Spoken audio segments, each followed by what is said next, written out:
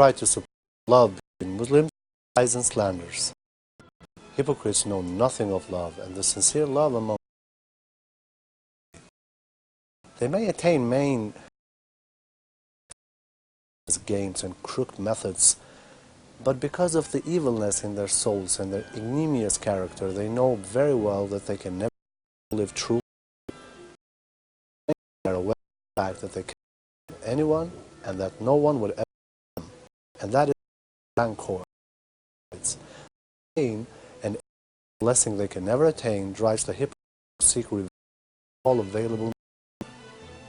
In a verse, God informs about methods that he resort in order to cleanse and take revenge on them. But do not obey any will, swearer,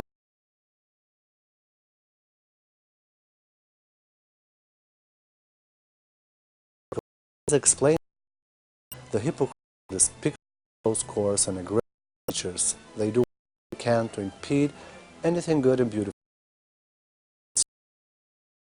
Muslims bearing and swearing falsely, they try to harm Muslims. Despicable, imagine that they Muslims at odds with each and thus can wipe out the. A hypocrite may go and say, and so said such, and I do not know certain, but that he was talking about you. Then go to another Muslim and say, I've heard so and so is angry with some reason. And then he may go to another Muslim and say, so and the work you did, he talked about what was lacking in it for quite a while. Same purpose, they may slyly use it possible to do. For instance, they may say, I saw so he was looking daggers at you. You weren't that way, so you didn't know and so was looking down on your clothes. Such words of the hypocrites are completely based on lies. Furthermore, all these are in fact mundane and trivial matters of life. They are not topics Muslims would dwell on, devote their talk about comments. But even with these mundane, ordinary topics, the hypocrites want to cause this dismissions and this unity among Muslims in their respect, love and trust for one another.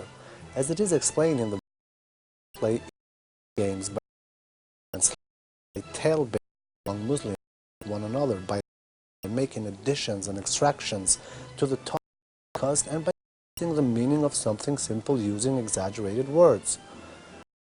The hypocrites sometimes carry out their disgusting openly by getting aggressive, angry, imperative. They are talking about how a Muslim is ill, male, and shady. Obviously, other accusations are nothing but slander. This is why Muslims do not pay attention to any of their claims. Rage and jealousy inside do not in any way, and they accuse Muslims of insincerity on account of. They accuse Muslims of being unjust, believing the words of another party, and protecting others. No end to their behaviors. Since they are unable to control their anger, they constantly claim about Muslims to defame them until they can create a negative opinion about them. What they want is to hear Muslims say, yes, right, this person is really a bad person, this person is sincere, no longer trust or love him. The hypocrites would only feel relieved if they succeed down the Muslims. In the Qur'an, God tells us that hypocrites are also impeders of good. They would want to impede anything good and auspicious that Muslims would relish them happy. It is one of those that Muslims regard as the most important. The hypocrites certainly try to banish this benevolence and beauty from Muslims. However, believers would never change their opinions about a faithful person because they are merely products of a mind. Contrary, because of the ignominious they have, it was that person, the pure they have invented, love and compassion towards that person would increase further.